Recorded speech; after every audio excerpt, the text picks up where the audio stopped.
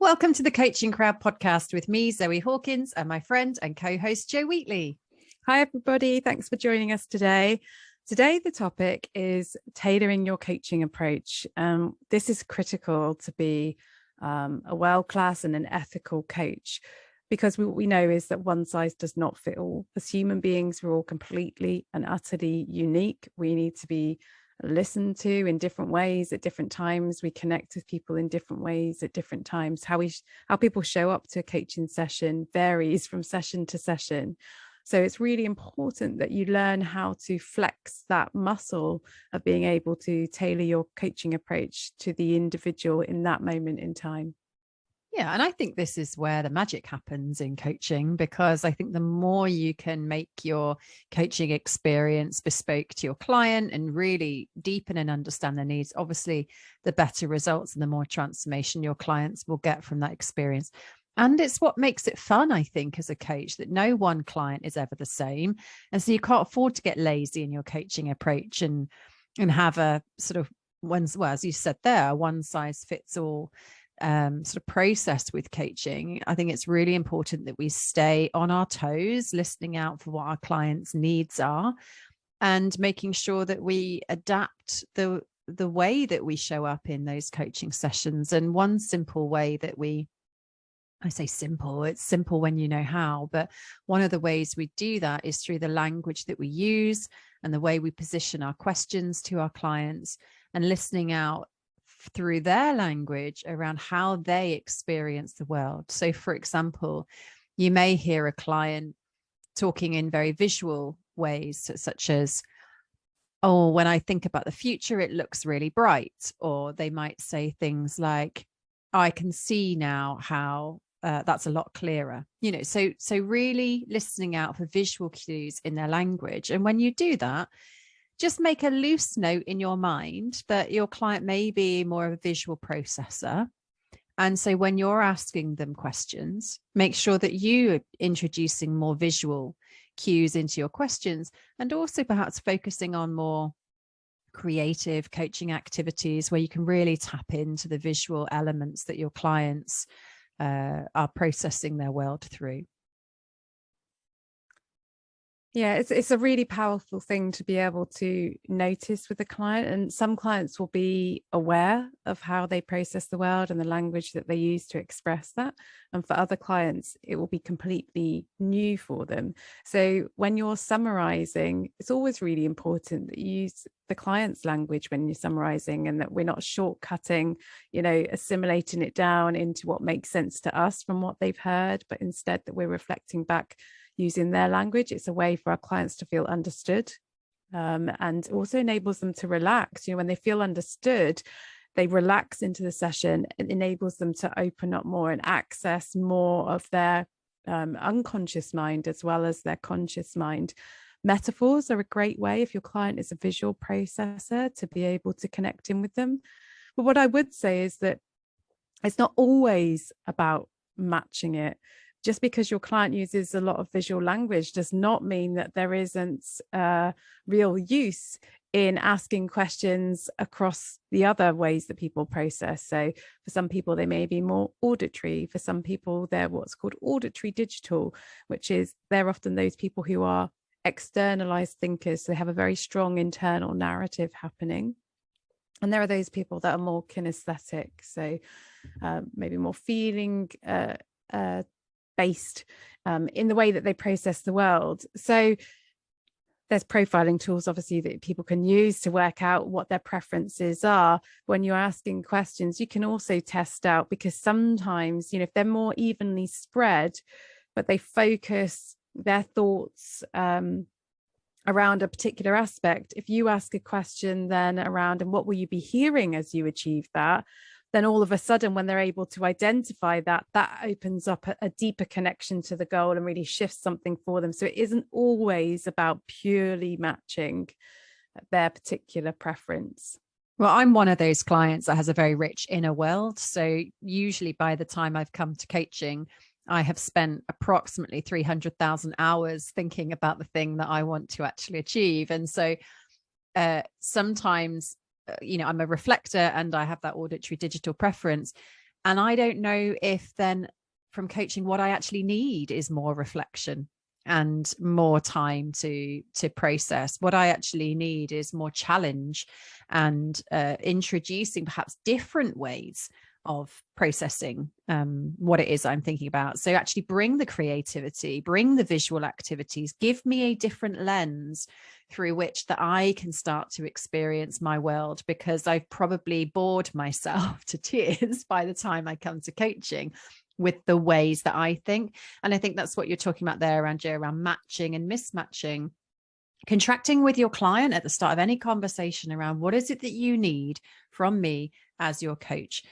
Yes, we can use those clues from their language, be it visual, auditory, kinesthetic, or their learning style. You may have heard of like reflectors and activists and pragmatists and theorists. But actually, what does your client need in that moment, on that day, for that coaching session and for your relationship? And making sure that that's just not a part of your process, but you genuinely listen and respond and you ask questions. So if the client says, what I need from you is to challenge me, great. What does challenge look like, sound like, feel like to you?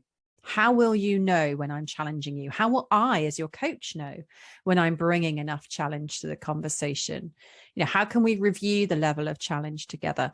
So, you know, that sort of element of being bespoke in your coaching isn't just about the coaching experience, but it's also about building trust and confidence in you as a practitioner, that you have your clients back and you are there for them and their experience alone. I think I'm also a coaching client who I might think I need one thing at the start of a coaching program. But then as I start to work with my coach, I might discover that I need something a bit different. So when the coach says, you know, let's say in session 2, how are we doing? Last session, you said, you know, this is the thing that we're working on. And we started off by doing this. We said we might work on this today. Is that still relevant? I might then, it gives me an opportunity as the client to say, do you know, that was helpful, but my reflections are that actually maybe I need a bit more of this or a bit less of that. And whereas if the coach doesn't ask and inquire as to what are my needs now, then it's hard for me as the client to say, could we do something different today? You know, some clients would feel confident enough to do that and some clients won't. So it's important to be aware of that and also prepared to pivot as a coach at any point if the client needs that. And of course, all of this requires you as the coach to have flexibility and dexterity in your approach. So if you are somebody who, you know, perhaps you're very much a kinesthetic person, so you're all about the feelings and you find yourself asking a lot of feelings-based questions, it may not come as easily to you to flip into some of the other senses, you know, and it's important that you make sure you can be as dominant in each of those senses as you are in the one that you find the easiest to access. So I would encourage all coaches, when they are looking at their kind of their toolbox and their approach, have you got lots of creative activities in there, you know, for your visual thinkers? Have you got, you know, a number of different activities which gets your client up out of their seat, you know, experiencing some movement, some embodiment, perhaps using the outdoors? Have you got approaches that you can tap into the kinesthetic?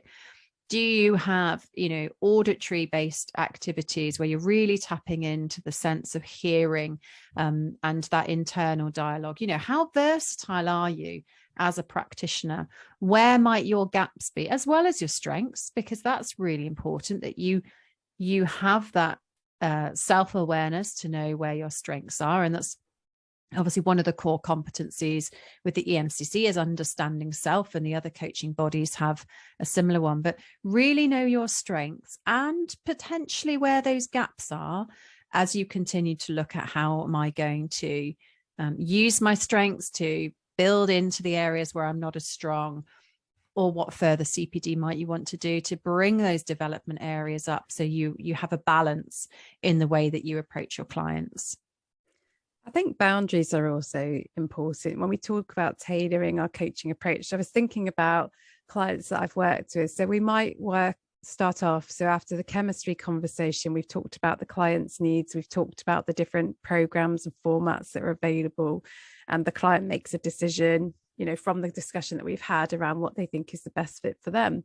So let's say, for example, the client said, yep, I'd like to have monthly coaching sessions that are an hour and a half each, and I'd like to do that for 6 months or 12 months. And we start off, and then what we discover is maybe the client has changed their job a couple of sessions in, and actually in the new role, an hour and a half is really difficult to fit into their diary, or they're finding that they are exhausted after the coaching sessions, or they just don't have the space to kind of do the reflections that they want. And so they might want to recontract. So as we check in, how is this working for you? Because really it's just your best guess from the chemistry conversation as to what's going to work for them. And then sometimes clients will say, actually, either I would like to have longer sessions so we can dive deeper, or I'd like to have shorter sessions but more often. And so I have done that with clients. I've tailored the approach, or we together have tailored the approach as we have learned about how we work best together, how the environment affects the potential that's created in the coaching conversations. In the same respect, I still have boundaries. So I know there are coaches that offer coaching via Voxer, different approaches like that. For me, that's not something that I want to bring into my coaching practice. So there's a boundary for me around that. And it's okay for me as a coach to be clear if somebody inquires and says, hey, do you do coaching in this way? For me to say, no, sorry, I don't. And I can recommend somebody that I know that will do that, because for some clients, Voxer or those alternative ways to engage in a coaching program can be extremely effective for them and the way that they like to learn and to connect with others. Yeah, absolutely. I think also the more you work with your clients, the more you get to know who they are and how they think. So I don't think it's yep, okay, we've had the chemistry discussion, we had the first session, we've made the contract, right, I'm good to go now. That tailoring of your experience to your clients is something that takes place throughout the coaching journey. So you might be in session 4 and 5, and actually start to notice something about your client, which at that point you might need to tweak, adjust, check in with your client.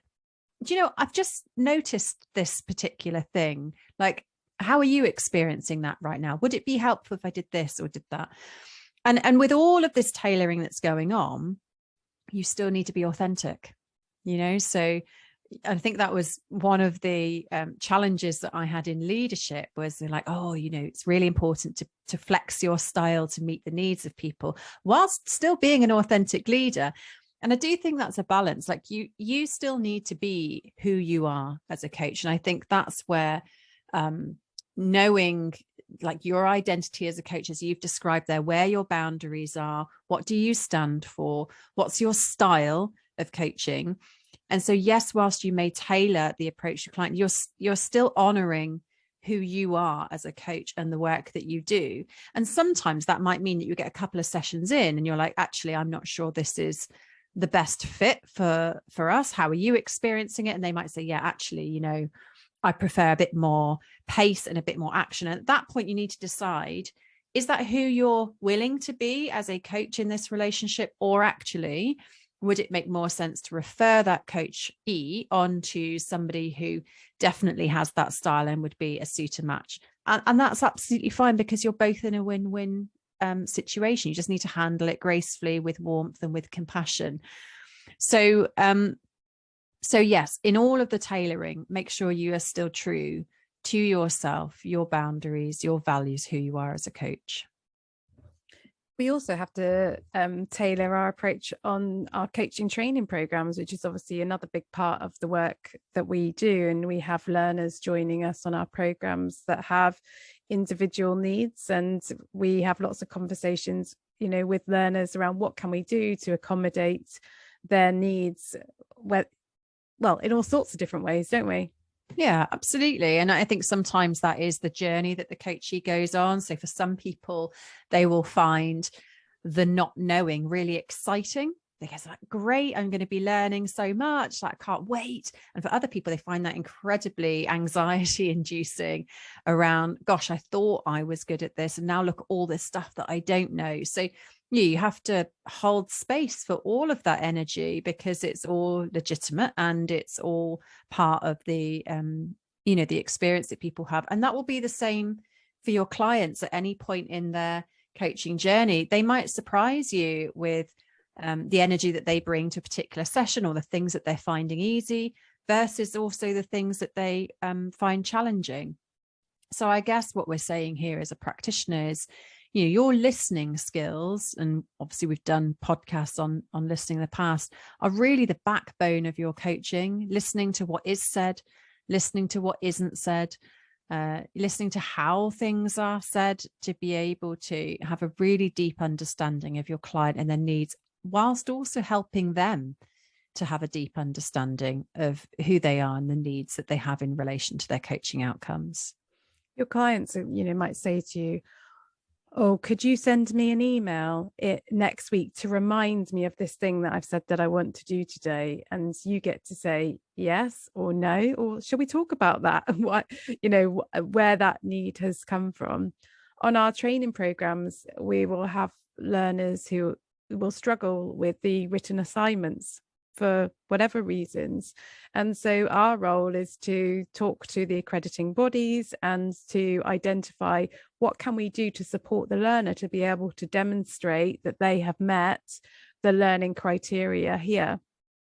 And it goes from everything from needing documents on the program in a different format, through to being able to do a viva rather than submit a full-on written assignment.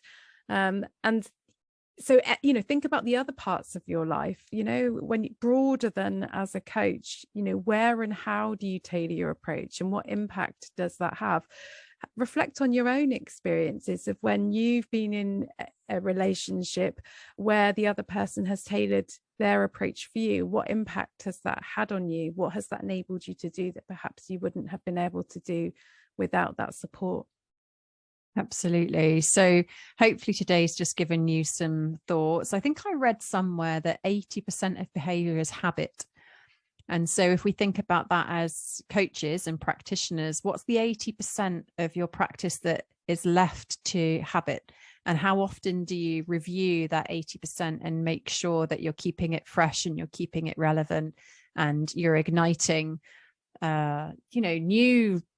new curiosity into your work, and constantly being able to build and introduce new things into that 80%. And if that is something you're looking to do this year, then come and have a look at our website. It's igcompany.co.uk, where we list all of our coaching qualifications, as well as our CPD in emotions coaching practitioner training.